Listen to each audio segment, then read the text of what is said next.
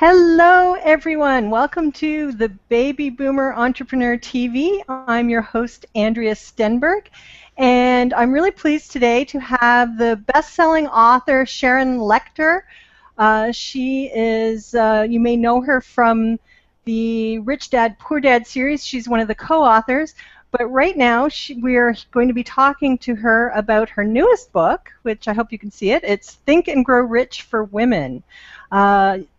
If you've been following me on the blog, you've probably heard me talk about Napoleon Hill, so you'll know why I was so excited to get a copy of this book and have Sharon join us on today's call. So Sharon, thank you for taking the time out of your busy schedule to get online with us today. Well, I'm delighted to be with you. Thank you so much for having me. Okay, Think and Grow Rich is kind of, sort of one of those classic success books. What made you decide to update it, and particularly update it for women? Well, I'm entering the twilight of my career. I turned 60 in January. So when I first started my career, very few women were in business. And so at the time I thought, we just have to work harder. Women just have to work harder than men. So I really didn't think we needed a different book. But as I've seen women increase in their significance and in their positions within the workforce, but also I've seen the changing dynamics of the business world, I realize while the steps to success might be the same for men and women, we tend to approach them very differently. And that's really when I sat down and I thought about the original Think and Grow Rich, which I read at 19, and I love the book, and it's as powerful today as it was when Napoleon Hill originally released it in 1937. But at that time, all the titans of business were men, and it was a very industrial age environment, dog eat dog, very competitive. And so now we're looking at a much friendlier workforce. It's much more collaborative, much more building businesses through strategic alliances, and women are well suited for that. And as we've gained momentum, I really felt that it was time to start changing the dialogue from women's libber and criticizing men to one of celebrating the accomplishments that women have been made. And that's really why I was so honored when the foundation agreed with me and said, yes, we need a book, Think and Grow Rich for Women. Well, that's fabulous. And I really loved how throughout the book you have quotes and interviews and examples from women, because I know when I was younger, there wasn't a lot of female role models, and they had the books like Napoleon Hill's and other books where it was all men, and it's kind of encouraging to see examples of women, even though we're following the same principles. Seeing women do it somehow is more inspirational, I find. Well, it also proved to me that the book was really needed, because what I did was I have the same chapter outline of the original Think and Grow Rich book. And the only man I quote in the body of the book is Napoleon Hill himself. But it was not nearly as easy as I expected it to be to find these examples of women and quotes from women. I had to actually go into articles or into recordings of interviews women had to get those quotes. And I have close to 300 women that I acknowledge and highlight in the book.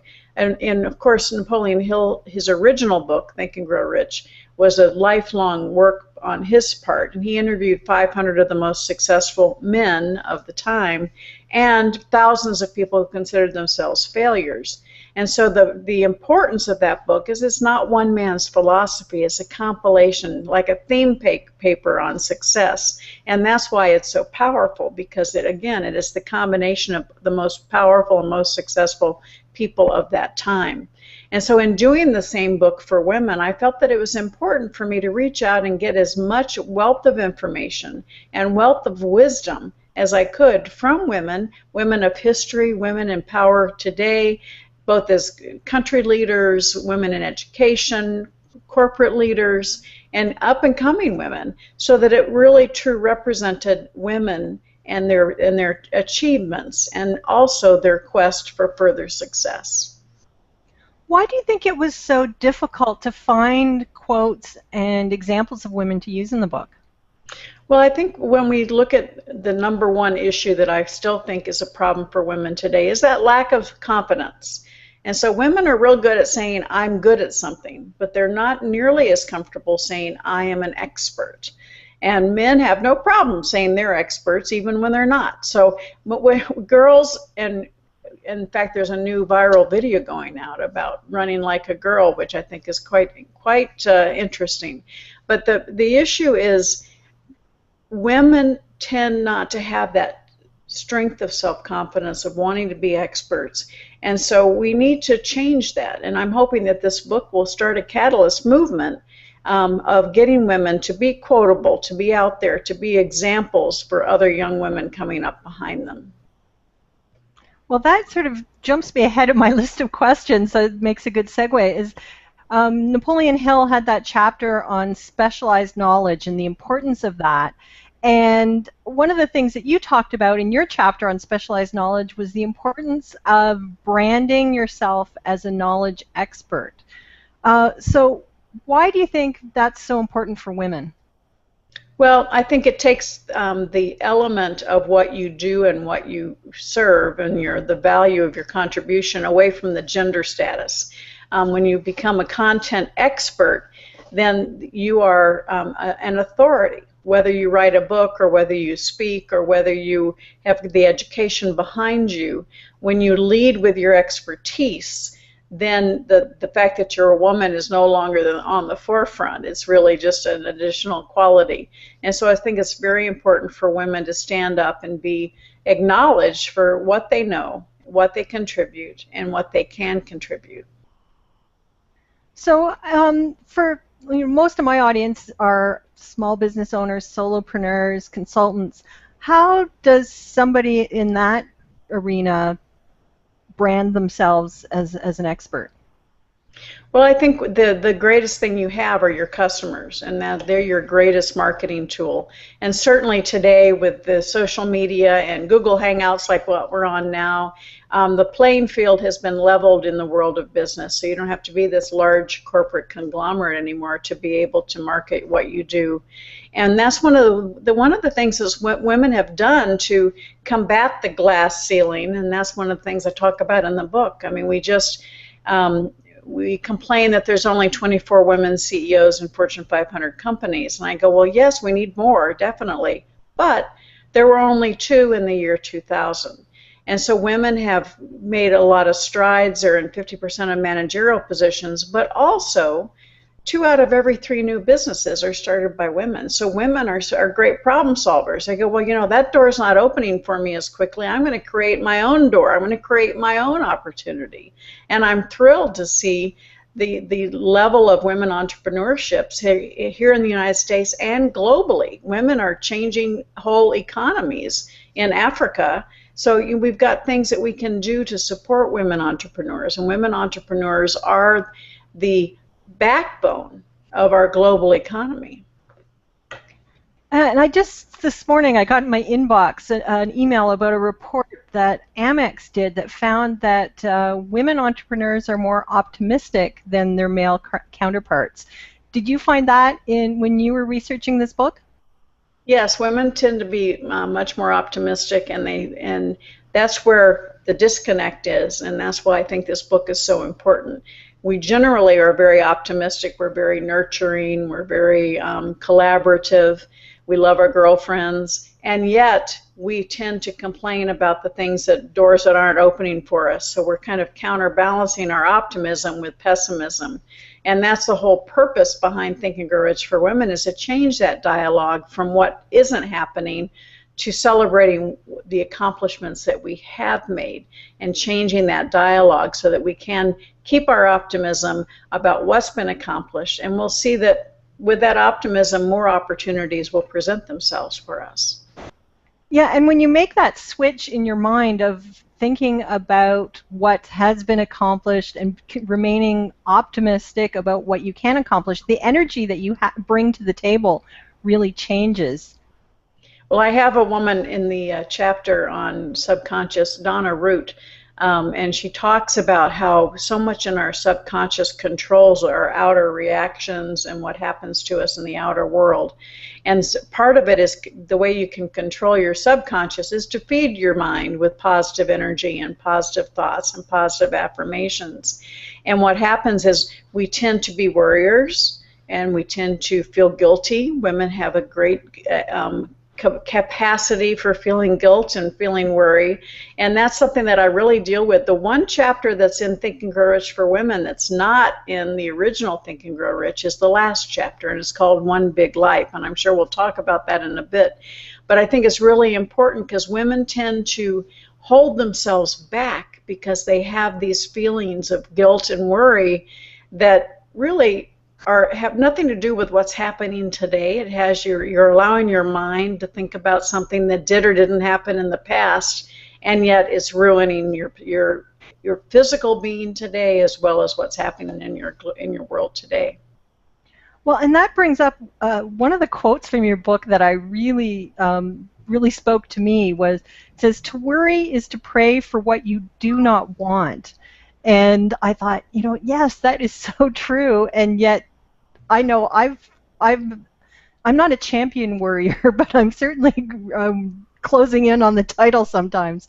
So can you talk about how important that is to make that switch away from worrying?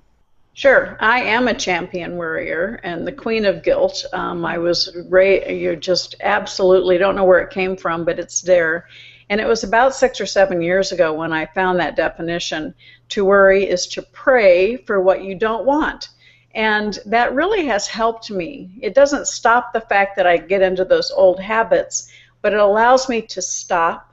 I repeat that definition to myself, and then I go, okay, I'm going to stop focusing on what I don't want to have happen, and I'm going to start focusing on what I do want to have happen. And so you immediately just turn the switch from a negative outcome to a positive outcome, and it really does work. And I've shared that quote with thousands of women around the globe, and no matter what country I'm in, no matter what language is being spoken, it really hits home, because we as women, we have that nurturing, we have high empathy, and that high level of empathy is what causes us to take on other people's problems, and we worry, we feel guilty about things that we had nothing to do with, and it's almost a global issue for women. And if we can stop ourselves and understand that our empathy can be a tool, but not to allow that empathy to impact us internally through that level of guilt and worry, it's so important. And I've just been overwhelmed with the impact that one little quote has not just only had on me, but on the women that I've shared it with. Now, I know in my life, when I catch myself thinking negative thoughts about things that haven't happened and may not happen, I'll say to myself, no, I'm not going to think about this. This is what I'm going to think about instead. But sometimes you don't recognize when you're doing it. Do you have any tips or advice to help women get to the point where they can recognize and kind of make that conscious decision to think about the positive? Sure, and that's exactly what Donna Root deals with in the subconscious chapter, because she talks about those how to identify and recognize those old patterns. So much, I mean, I'm sure everyone that's watching this will relate. I sometimes overreact. Usually it's with my husband, and I go, where did that come from? We all have those things that happen to us, and it's like there's something that's subconscious that's getting triggered, and you're reacting to that. It has probably nothing to do with what actually is happening at that moment. And so we have to really take the time to reflect and evaluate and reprogram those things that happen to us. And part of it is also comes from having that close network of girlfriends or that close network of mastermind that's comprised of men and women that really want to see you succeed. And they can often tell you when you're going, they can say, stop, reevaluate, reframe, and reignite the positive side. And that's girlfriends are great for that. We can help each other keep ourselves into a positive momentum. So you mentioned that discussion about Mastermind, and there was I think it might have been even you had the example of you in the book about the idea that when you're starting the business, you feel like you have to do it all yourself. And I know I certainly fell into that trap when I started my business, of feeling like if I asked for help, if I asked for advice, that was a sign of weakness. And yet you and Napoleon Hill talk about the importance of the mastermind, and he actually talks about it as something to put together before you start your planning for your business. So can you talk a little bit more about that? Certainly. The mastermind concept was actually originated by Napoleon Hill, so he was the creator of that term, and he really focused on a principle that's still very, very important today, and that is when we're in school, public education in particularly, you have to do it on your own. We get out into the workplace and you're in your position, you're doing it on your own, you may be serving on a team, but you still are graded on your individual performance. But when you start a business, you really need to think about the team that you have to help you propel your business. So it changes the thought process from an individual achievement to team achievement. And most people have a hard time making that transition because they do believe that they have to do it on their own. And so in order to cross that barrier, the greatest way to do that is to form a mastermind. You may be really strong in sales, but really lousy in paperwork. So you need to bring somebody into your team that's strong in paperwork. And you need to surround yourself with people who can help propel you to where you want to go. Your advisors or your mentors should have success in the area where you want to create success, so that they can help speed your pathway and open doors of opportunity for you. Then you want to make sure that you're not the smartest person on your team. You want to make sure that you've got people on your team that are going to challenge you and help keep you moving in the right direction. Because that's another thing that happens. All of a sudden you've seen that success and you've got this group of team members who have gotten you there, but they can't get you to the next level. So you need to bring in new team members and new advisors to help keep that momentum going. And so that mastermind concept, it basically is like 1 + 1 is 2. No, 1 + 1 is 11. When you have the brilliance of several people together, you get exponential results. So for somebody who's been, maybe reading your book and they're thinking, okay, I want to create a mastermind, how do you go about doing that? Well, we have some tools for you on our website, thinkandgrowrichforwomen.com, SharonLechter.com, on how to create that mastermind. But you probably already have a mastermind that you may not be utilizing as such, and you just need to formalize it. And a lot of gals are telling me that they're creating their mastermind and they're starting off with a book study on Think and Grow Rich for Women. They're going through it together, analyzing each other's strengths. And at the end of each chapter in Think and Grow Rich for Women, I have a section called Ask Yourself, and where I really want the reader to internalize and say, how have I been utilizing this principle, whether it be persistence or faith or specialized knowledge? How am I utilizing that principle in my own life already, and what can I do to tighten it up and employ a stronger result by focusing on these 13 steps to success, and how can I make sure that I create the greatest success, that which I deserve in my future. Now, I've been involved in various masterminds over the years, some more formal than others. But one of the things that I find that happens sometimes is they have a tendency to devolve into a social gathering, or if not a social gathering, but at least, as you become closer, people become reluctant to kind of call you on your crap. Do you have any suggestion for preventing that? Well, part of it is having structure. That structure, because what happens is as you become close and friends, emotions get involved. And it's always easier, even with employees, to organize and to manage through systems, not through emotions. And so if you have a system of, this is how we're going to run the mastermind. We're going to get together, we're going to do a 1-2 minute check-in around the room so you can get present, say what's happening in your life, whatever, so that we're all here, we're all present, we've all shared kind of where we are in our mind and in our business and personal life. And then you have the opportunity to have a structure of this is how the meeting's going to go. And so you provide structure, and then you can say, hey, we're getting off track. Let's get back to what we want to do. And that's the important part of a mastermind. Now, I belong to Women Presence Organization. I'm on the national board. But most of my closest friends are from my small group of women in my Women Presence Organization peer group. And we've been together for 15 years. So definitely we've had all of those issues you just mentioned come up. But we have a facilitator that kind of brings us, reels us back in, and so we can focus. But yet at the same time, we have the flexibility that if someone is having a crisis in her business, all the structure goes out the window, and we are a SWAT team to help her deal with the crisis that she's having. And again, we have a structure that we work through on that. And so that's the greatest way to do a mastermind for a long-term basis, to know that you've got a system that you can pull yourself back into focusing on accomplishing it and maintaining that friendship and the emotional level, but within that timeline that's been structured for the group.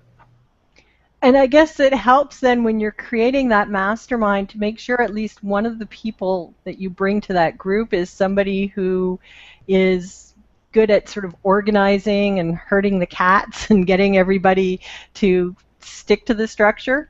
It's good to have a taskmaster, yes, of course, and a timer. Okay, now another quote that really spoke to me, both when I read Napoleon Hill's original book and your version, is talking about how decision is the opposite of procrastination. And I certainly am a living example of that. I certainly know how that works.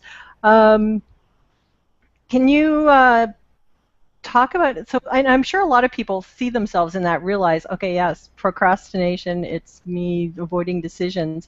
How can somebody move away from that? Well, there's a story from a young and up-and-coming young woman named Kimberly Schulte in the book, and I loved her quote because she says, indecision is a decision. So when you procrastinate, you're making a decision to procrastinate. You're making a decision to not progress and move forward in your life or in your business. And so you need to accept the fact that you're not just procrastinating, you're making a decision to procrastinate. And so we are each the CEOs of our own lives. I say we're all in the driver's seat. We've got the steering wheel, and your windshield is big so that you can go anywhere you want to go, and you have your foot on the accelerator so you can go at whatever speed you choose to. But you're the one that's inevitably deciding on how fast you're propelling yourself and your business. The rear view mirror is very small. That's because you're not supposed to dwell on the past. You're supposed to say, okay, this happened to me. What's the lesson I'm supposed to learn? And learn the lesson and keep moving forward, because it's so important that we understand that we take that accountability and responsibility for our own selves. And yes, that is not counterintuitive with a mastermind, because what happens is we all tend to get off course. That mastermind helps bring you back on course. And as you mentioned earlier, oftentimes the mastermind will recognize it before you do. And so that's that energy. For instance, my last couple of months I've been on the road and I've missed my mastermind group. And so we have a meeting tomorrow, and it's like I'm so ready to get back into that feeling of accountability and sisterhood, because it helps me refocus what I want to achieve and helps me get rid of the garbage that sometimes we fill ourselves with. We get messy thinking, and so we need to refocus on what we do want, and it gives us renewed energy to accomplish it. So earlier in the conversation, you mentioned that chapter that you wrote that is unique to this book, and talking about the one big life. Can you elaborate on that? Absolutely, and it's at the end on purpose, because one of the greatest differences between men and women is this myth that we're all trying to achieve, work-life balance. And I'm sure there are some men out there who think about it, but very few. Most of the time it's only women that I hear feeling guilt and worry about not having work-life balance. And I think I'm going to write a book called Balance BS, and I don't say bad words, so that would stand before Sharon, because the definition of the word balance is you're not moving. I don't know one single woman who's not moving. We are all multitaskers. We are all doing 8 things at the same time. Probably shouldn't be, but that's who we are. And so when you start trying to be in balance, you're putting a false expectation on yourself. And because of that false expectation, you're generating guilt and worry because you're not achieving that false expectation. And it's all crap. We need to stop it. Each and every one of us has 24 hours a day, 7 days a week. And if you didn't feel good about how you spent your day yesterday between your kids, your husband, your work, then change your decision today on how you spend your time. But don't spend precious time today feeling the negative energy of guilt and worry about what happened yesterday. Just get up, be accountable, be responsible, and say, you know what? I spent too much time on my business yesterday. Today I'm going to spend extra time reading to my kids. Or yesterday I just kind of blew off the business. I better refocus and spend a little extra energy today. And then say, good, got it. And you give yourself your marching orders for the day. And at the end of the day, you say, okay, how did I feel about what I did today? Good? Great. I'll do it again tomorrow. Or, you know what? I probably went a little overboard on the business. So tomorrow I'm going to retool. And so that you have the opportunity to have one big life where we are all those things. We're mothers, we're sisters, we're daughters. Right now I'm trying to balance my life, and there is no balance. I know when I have time I can spend with my mom. She's sick. I also am trying to promote the book, so I know that I have to try and make sure that I don't let any ball fall to the floor, but I know that there's going to be days where my focus needs to be on my mom, not on my business. And other days when I go, okay, today I'm dedicating today on doing interviews like this one. So we all have to make those decisions, and each and every day we have the opportunity to make new decisions and tweak it so that we feel good about our one big life. Because each and every one of us deserves to live one big life, not trying to separate and compartmentalize all aspects of our lives. And I think a lot of that comes to, we have sort of these preconceived notions of what the life is supposed to be like, and when things deviate from that, it takes a little bit of while to feel comfortable with saying, you know what, it's okay if I quit work at 3 o'clock today because I started at 4 a.m. so I can quit early and I've still put in a longer day. Or like you said, maybe take a day with your kids and just have fun because you're going to have a couple of 12-hour days in the coming week. And I think that's one of the things we have to realize is, the 9-to-5 world doesn't exist anymore, and we need to just be able to roll with what's going on. Well, and as you talked earlier, most of your viewers and listeners are small business owners. There's no better time to teach your children about money in the world of business than to involve them in your business. Let them know what you're doing. They're very creative. Their great ideas come from young minds. They haven't learned all those barriers that we put on ourselves. And so by employing your kids in engaging them in what you're doing, they're going to be so proud of you for what you're accomplishing. And again, it allows you to educate them on the real aspects of the world that they're going to be facing when they get out, things that they're not going to learn in traditional schooling. So it's a great opportunity to share your knowledge and your business acumen with your children along the way. I agree absolutely with that. I know, and when there's been times when I've struggled with that guilt, the working mother's guilt, is I've always tried to remind myself, it's like I'm being a good role model. And so yes, maybe I'm not baking cookies or my house isn't as clean as I think it should be, but I'm being a good role model when it comes to going out and achieving some things. And that's a challenge for all of us. Yes, it is. And I think that comes back to that guilt and worry of being balanced. And again, we're never balanced. We're always moving. We're always making choices. And so if you don't like the choices you made yesterday, make new ones today. And we tend to criticize each other. And I want that. I'm really hoping that we can stop criticizing and start celebrating each other. When Sheryl Stenberg came out with her book, Lean In, she got pummeled primarily by other women. And I go, you know what? She created great success in her life. Let's celebrate the fact that she found success. Is her formula right for you? Maybe not. Is my formula right for you? Maybe not. But you're going to find a formula that is right for you. And that's why I bring in 300 women into this book, so that you can find that you may read one story and say, I am nothing like her. But then the next story, whew, you're reading your own testimony. And that's the beauty of women, and the fact that we have the opportunity to see the best in everyone and find opportunities to employ in our own lives to get us to the next step. Oh, thank you, Sharon. So I promised I'd only keep you for 30 minutes, so we're just about time's up. So where can people get a copy of the book?